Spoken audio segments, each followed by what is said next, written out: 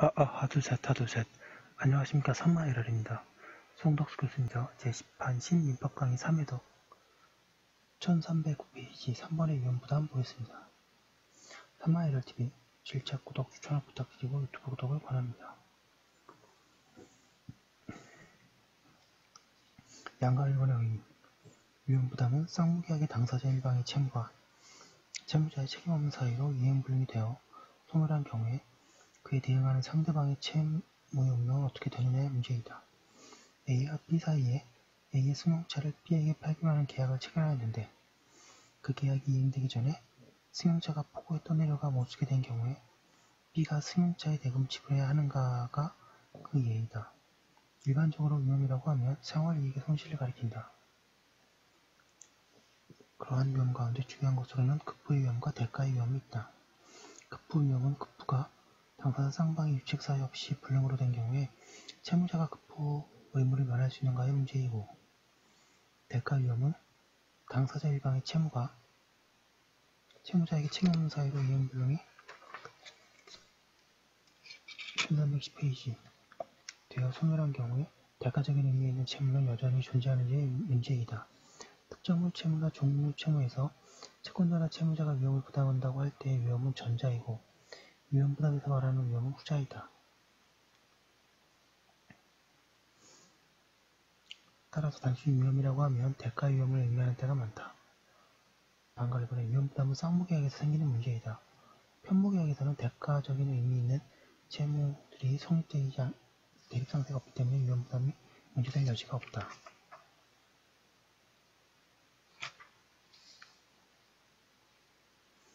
반가로 2번에 위험 부담은 채무의 후발적 불능의 경우에 문제된다. 쌍무계약상의 하나의 채무가 원칙적으로 불능일 때 다른 채무의 존립 여부는 성립상의 결렬성으로 문제된다. 방금 3번에 위험 부담은 후발적 불능이 채무자에게 책임 없는 사유로 생긴 때에 문제된다. 채무자의 유책 사유로 불능이 된 때에는 본래의 채무가 손해배상 채무로 변화하여 존속하고 다른 채무는 영향이 없다. 한편 채무자에게 유책 사유가 없는 경우에는 채권자에게 유책 사유가 있는 때에 채권자에게도 유책 사유가 없는 때가 있는데 어느 때이든 채무는 소멸하여 위험 부담의 문제가 생긴다. 반가로 4번에 일부 물어는 채권자, 채무자 모두에게 유책 사유가 있는 경우 가운데에도 위험 부담의 문제가 있다고 하나 이는 옳지 않으며 그에 관해서는 뒤에 논의하기로 한다.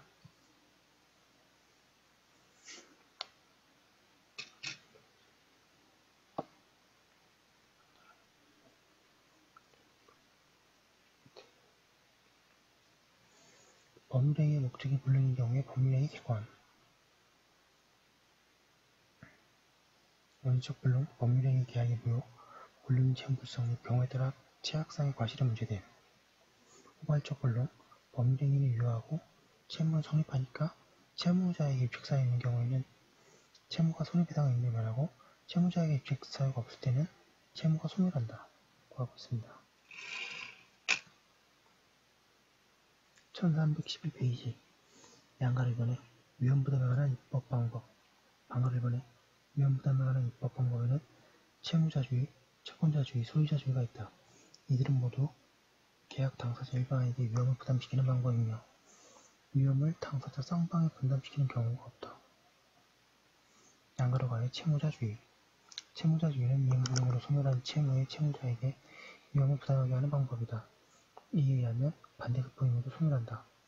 채무자주의 이론적 기초는 쌍무계약에서의 채무의 결렬성이다. 양가로 가해 채권자주의. 채권자주의는 소멸한 채무의 채권자에게 위험을 부담하게 하는 방법이다. 여기서는 반대급부 의무가 소멸하지 않는다. 양가로 다해 소유자주의. 이는 물건의 멸시, 훼손 당시의 소유자에게 위험을 부담하게 하는 방법이다. 반가로 2번에 이러한 입법 방법 가운데 쌍무계약에서 발생한 대가적 채무의 존속상의 결렬성을 인정하는 채무자주의가 가장 합리적인 것으로 평가된다. 양가로 3번에 채무자 위험 부담의 원칙. 민법은 제537조에서 채무자주의를 취하고 있다.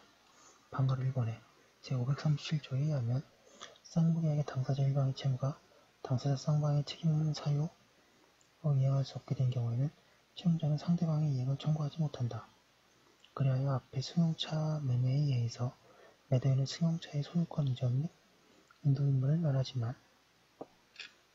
아울러 대급 지급 청구권도 상실한다.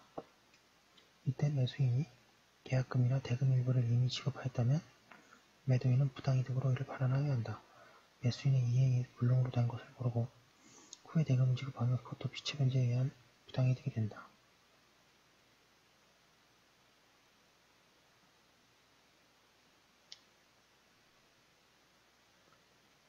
한편 대법원은 매매 목적이 경매 절차에서 매각됨으로써 당사자 쌍방의 귀책사 역시 이행불능에 이르게 매매계약이 종료된 경우에 관하여 위험부담의 범위에 따라 매도인이 이미 지급받은 계약금을 반환하여야 하고 매수인은 목적물의 점을 사용하면서 취득한 임료 상당의 부당이득을 반환할 의무가 있다고 하였다.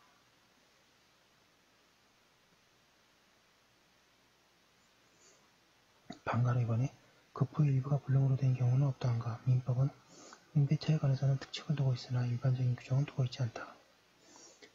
그런 상태에서 학설은 나누어져 있다. 다수설은 학설 표시하겠습니다. 채무자는 불능으로 된 범위에서 채무를 면하고 아울러 이에 대응하는 범위에서 반대급부를 받을 권리도 법률상 당연히 소유한다고 하면서 만약 채권자가 부담하는 반대급부가 분할할 수 없는 것이면 불능 부분에 대응하는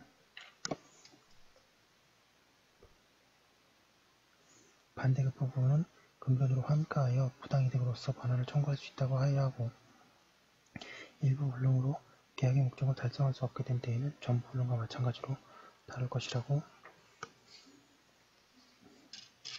한다. 1312페이지. 그런가 하면 쌍계약은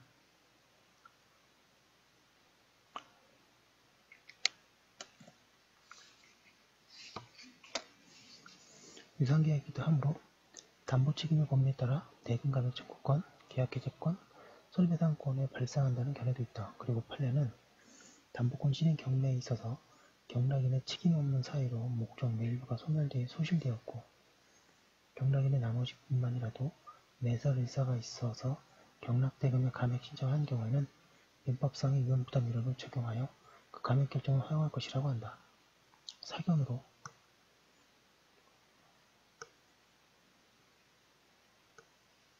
우리 학설은 모두 일부 불능의 경우에는 원칙적으로 나머지 부분만 존속한다는 전제에 서 있다. 그러나 그러한 명문 규정이 없는 상태에서는 오히려 그에 가장 가까운 명시적인 법리인 일부무효의 법리를 적용함이 옳다. 그리하여 원칙적으로 전부 불능으로 다뤄야 하며 다만 불능 부분이었더라도 계약을 체결했을 것이라고 인정되는 때에는 나머지 부분으로 존속한다고 하여야 한다. 그리고 뒤의 경우에는 당연히 감액이 일어난다고 할 것이다. 반가로 3번에 이행불능의 효과로서 대상 청구권의 발생을 인정할 때에는 제537조가 적용하는 경우 특별히 고려를 하여야 한다. 채권자가 대상 청구권을 취득하면서 자신의 반대급부를 면하게 하는 것이 부당하기 때문이다.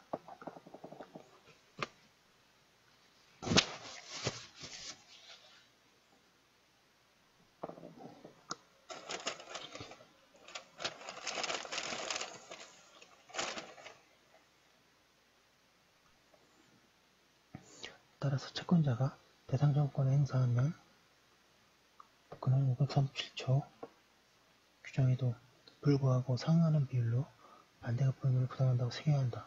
예를 들어 A는 B에게 1200만원의 가치가 있는 가옥을 800만원에 팔기로 하는 계약을 체결하였다. 그런데 그 가옥에는 보험금 600만원의 화재보험이 체결되어 있다. 그 후 계약이 체결되기 전에 그 가옥이 벼락을 맞아 불타버렸다. 이 경우에 B는 600만원의 보험금 청구권에 대하여 대상 청구권을 가진다. 그리하여 그는 상응하는 비율로 급부도 하여야 한다. 대금은 1200대 600은 800대 X로 계산해서 400만원이 된다. 다만 대상 청구권은 채권자의 권리 이전 의무가 아니므로 채권자는 537조에 의하여 자신의 채무를 면할 수도 있고 또 대상 청구권을 행사할 수도 있다.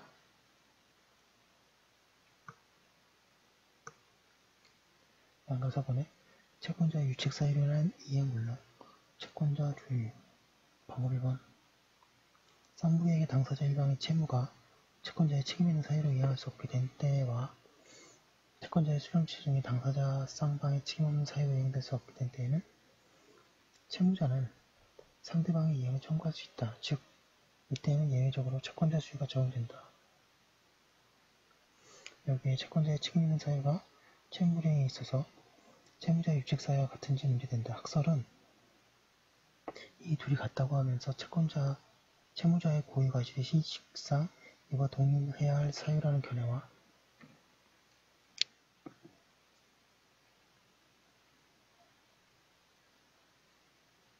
이번에 둘이 다르다고 하면서 채권자의 어떤 자기나 부자기가 채무자의 이행의 실현을 발휘하고 그 자기나 부자기는 채권자가 이를 피할 수 있다는 점에서 1313페이지 시인칙상의 비난을 받을 수 있는 경우라는 견해로 나누고 있다. 그리고 판례는 이사를 견지했다.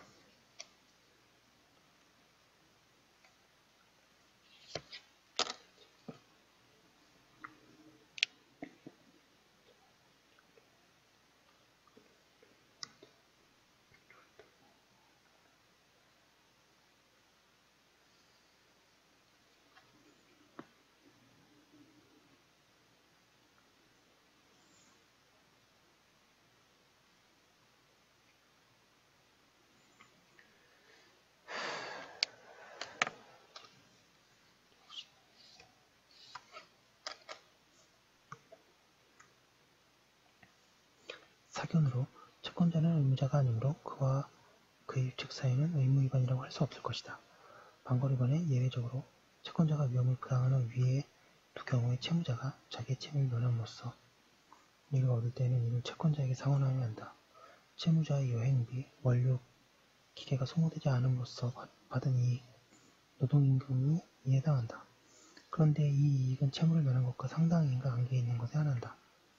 판례 보겠습니다. 양가로 기억. 매수인이 매매 목적물에 관한 근저당권의 피담보 채무에 관하여 그 이행을 인수한 경우에 채권자에 대한 관계에서도 매도인이 여전히 채무를 부담한다고 하더라도 매도인과 매수인 사이에서는 매수인에게 그 담보 책임을 변제할 책임이 있다고 할 것이므로 매수인이 그 변제를 게을리하여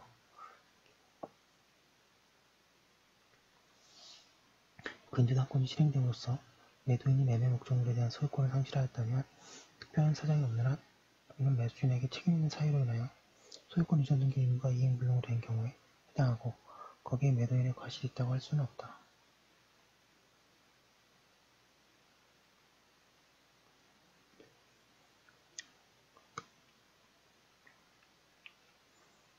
양가로비원의 민법 제538조 제1항에서 채권자의 책임 있는 사유라고 하면 채권자의 어떤 자기나 부자기가 채무자의 이행의 실현을 방해하고 그 자기나 부자기는 채권자가 이를 피할 수 있었다는 점에서 신의칙상 비난할 수 있는 경우를 의미한다고 할 것이다.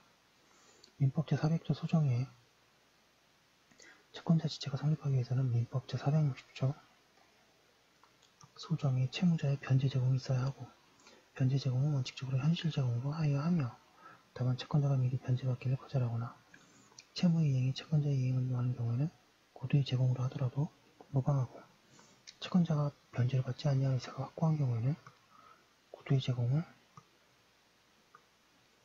한다는 것조차 무의미하므로 그러한 경우에는 고도의 제공조차 필요 없다고 할 것이지만 그러한 고도의 제공조차 필요 없는 경우라고 하더라도 이는 그로써 채무자가 채무불이행 책임을 면한다는 것에 불과하고 민법 제538조 제1항 제2문 소정에 채권자의 수령지체 중에 당사자 쌍방의 책임 없는 사유로 이행할 수 없게 된 때에 해당하기 때문에 현실 제공이나 고도 제공이 필요하다고 할 것이다.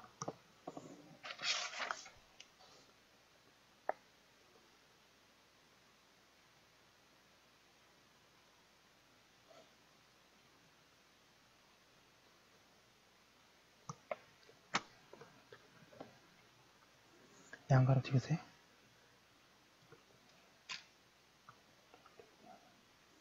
부당 해고의 경우에 임금에 관한 판례를 정리해본다.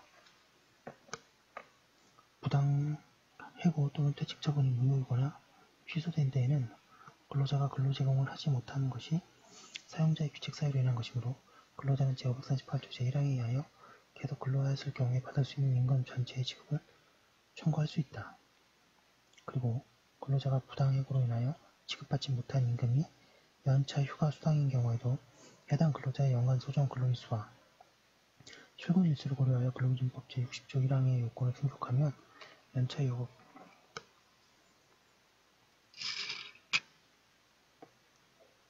1314페이지 휴가가 부여되는 것을 전제로 연차 휴가 수당을 지급하여야 하고 이를 산정하기 위한 연간 소정 근로일수와 출근일수를 계산함에 있어서 사용자의 부당해고로 인하여 출근자가 출근하지 못한 기간에 근로자에 대하여 불리하게 고려할 수는 없으므로 그 기간은 연간 소정 근로일수 및 출근일수에 모두 산입되는 것으로 보는 것이 타당하며 설령 부당해고 기간이 연간 총 근로일수 전부를 차지하고 있는 경우에도 마찬가지이다. 그러나 해고가 없었다고 하더라도 휴업이 사실상 불가능한 상태가 발생한 경우라든가 사용자가 정당한 사유에 의하여 사업을 폐지한 경우에는 사용자의 규칙 사유로 근로 제공을 못한 것이 아니므로 그 기간 중에는 임금을 청구할 수 없다. 그리고 해고가 무효라고 하더라도 만일 해당 근로자가 해고가 없었어도 쟁의행위에 참가하여 근로를 제공하지 않았을 것이니 명백한 경우라면 이 역시 취업이 사실상 불가능한 상태가 발생한 경우에 준하여 해당 근로자는 그 쟁의행위 기간 중에 임금을 청구할 수 없으나 다만 해당 근로자에 대한 무효인 해고가 직접적 원인이 되어 쟁의행위가 발생한 경우 등 쟁의행위 기간 중 근로자를 제공하지 못한 것 역시 사용자에게 규칙 사유가 있다고 볼 수 있는 특별한 사정이 있는 경우에는 여전히 임금 청구를 할 수 있다. 의료 전문의인 근로자의 해고된 뒤 다른 병원에 취업하거나 독자적으로 개업하여 소득을 얻고 있다 하더라도 이로써 사용자에 대하여 근로 제공이 사실상 불가능하게 되어 사용자의 규칙 사유가 소멸되었다고 단정할 수는 없다.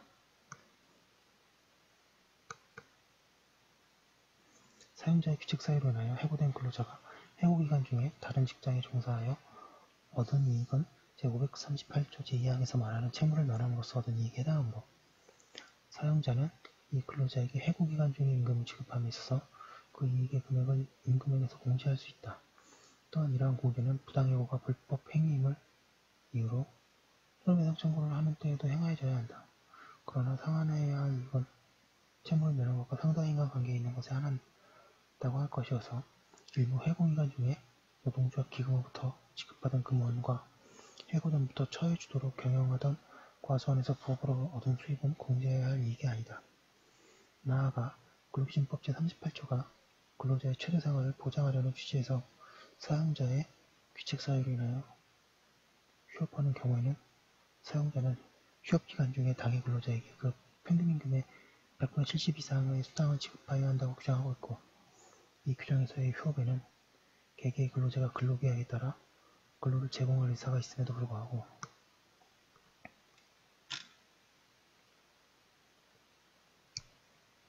그 의사에 반하여 취업이 거부되거나 또는 불가능하게 된 경우도 포함된다고 할 것이므로 근로자가 사용자의 규칙 사유로 인하여 해고된 경우에도 위 휴업수당에 관한 근로기준법이 적용될 수 있으며 이 경우에 근로자가 지급받을 수 있는 해고 기간 중의 임금액 중 이 휴업수당의 한도에서는 이를 중간수입 공제의 대상으로 삼을 수 없고 그 휴업수당에 초과하는 금액 범위에서만 공제하여야 할 것이다.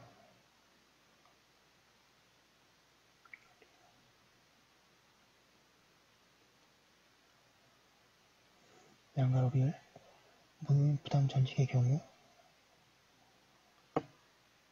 근로자가 이에 부응하여 전직명령의 효력을 다루면서 전직 발령지에서 근로를 제공하지 아니한 경우에는 이는 부당한 전직명령을 한 사용자의 규칙 사유로 말미암은 것이므로 근로자가 전직명령 시부터 원직 복귀 시까지의 기간 동안 종전 근무지에서 계속 근로하였을 경우에 받을 수 있는 임금과 직업을 청구할 수 있다 할 것이다. 1315페이지 보겠습니다.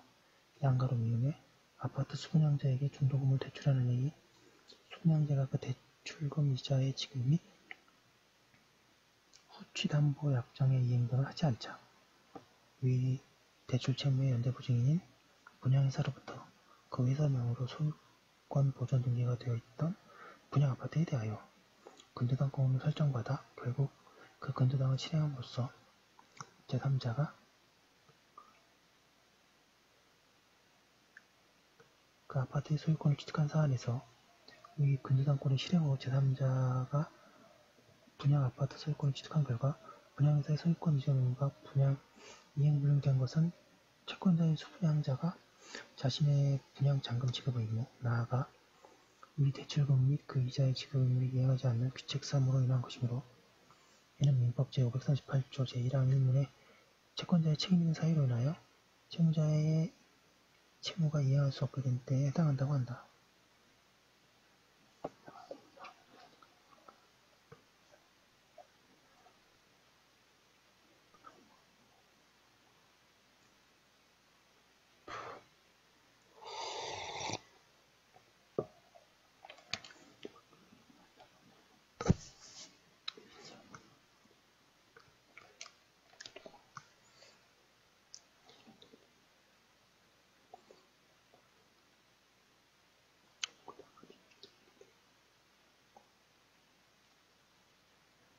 양가로 비읍에 영상물 제작 공급 계약상의 수급인의 채무가 도급인과 협력하여 그 지시 감독을 받으면서 영상물을 제작하여야 하므로 도급인의 협력 없이는 완전한 이행이 불가능한 채무이고, 한편 그 계약의 성질상 수급인의 일정한 기간 내에 채무를 이행하지 아니하면 계약의 목적을 달성할 수 없는 정기 행위인 사안에서 도급인의 영상물 제작에 대한 협력의 거부로 수급인이 독자적으로 성의껏 제작하여 납부한 영상물이 도급인의 의도에 부합되지 아니하게 됨으로써 결과적으로 도급인의 의도에 부합하는 영상물을 기한 내에 제작하여 납품해야 할 수급인의 채무가 이행 불가된 경우, 이는 계약상의 협력 의무의 이행을 거부한 도급인의 귀책 사유로 인한 것이므로 수급인은 약정 대금 병보의 지급을 청구할 수 있다고 한 사례. 안가로 3번에 근래 일부 문헌은 제538조 제1항과 제390조의 규정이 채권자 또는 채무자 일방에게 유책 사유가 있는 경우만 전제로 하고 있으므로 양 당사자 모두에게 유책 사유가 있는 때에는 정지할 수 없다고 한 뒤, 쌍무계약의 당사자 쌍방에게 유책 사유가 있는 경우에는 구체적으로 어느 쪽의 과책이 주된 것이냐에 따라 두 규정 중 하나를 적용하면서 과실상계 규정도 함께 적용하는 것이 타당하다고 한다. 그러나 민법 제390조는 채무자에게 유책 사유가 있는 경우 모두를 규율하려는 것이며, 따라서 당사자 쌍방의 유책 사유가 있는 때에 그 규정도 함께 과실상계 규정이 적용되어야 한다. 양가로 5번의 매매계약에서의 위험 이전 문제. 매매의 경우 매도인은 소유권 이전 의무와 인도 의무를 부담한다. 매도인은 이들 의무를 모두 이행한 뒤에 목적물은 멸시되면 위험 부담은 문제되지 않는다. 매도인의 의무가 모두 이행되어 소멸하고 없기 때문이다.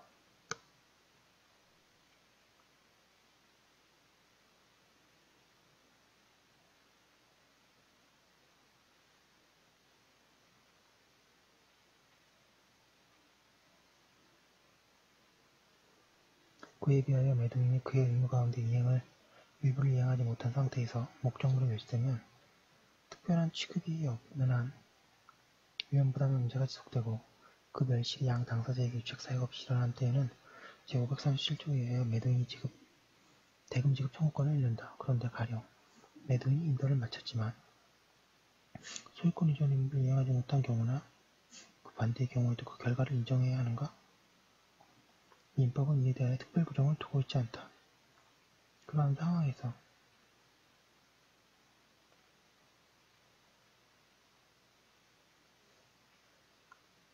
동산의 인도 및 부동산의 등기가 행하여지지 1316페이지 할 때에는 위험이 매도인으로부터 매수인에게 이전된다고 하는 견해와 2번에 동산은 인도 시의 위험을 이전하고 부동산의 경우에는 소유권 이전 등기 또는 인도가 있는 때에 위험 이전한다고 한다. 3번에 특정물 매매와 종류 매매를 나누어 설명하면서 특정물 매매의 경우에는 인도시 채권자 지체의 위험을 이전하고, 특히 부동산 매매 거래에 있어서 원칙적으로 등기 시에 이전하지만 원칙적으로 등기에 앞서 인도가 이루어져 매수인이 사용 소유권을 가지는 때에는 그 인도한 때의 위험이 이전한다는 견해가 주장되고 있다. 사견으로 매매의 목적물이 동산이든 부동산이든 매수인이 채무 이행이 완료되기 전이라도 목적물이 인도되면 매수인은 사실상 지배하며 이익을 얻으므로 그때부터 불이익도 감수하도록 하는 것이 바람직하다.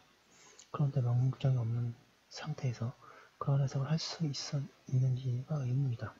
다만 매도인이 목적물을 인도하고 아울러 소유권 이전 등기에 필요한 서류를 모두 넘겨주었는데 매수인이 등기 신청을 지체하고 있다면 그것은 수령 지체라고 할 수 있어서 그때부터 제538조 제1항 2문에 의하여 채권자가 위험을 부담하게 될 수 있다. 한편 이러한 문제는 동산의 경우에는 거의 문제되지 않는다. 동산의 매도인은 대체로 인도시의 모든 채무이행을 마치기 때문이다.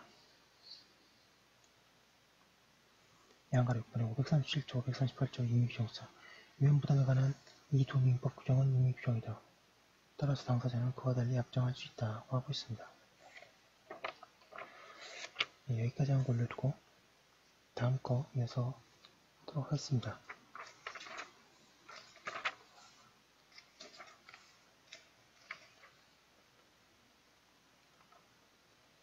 네, 잠시만요.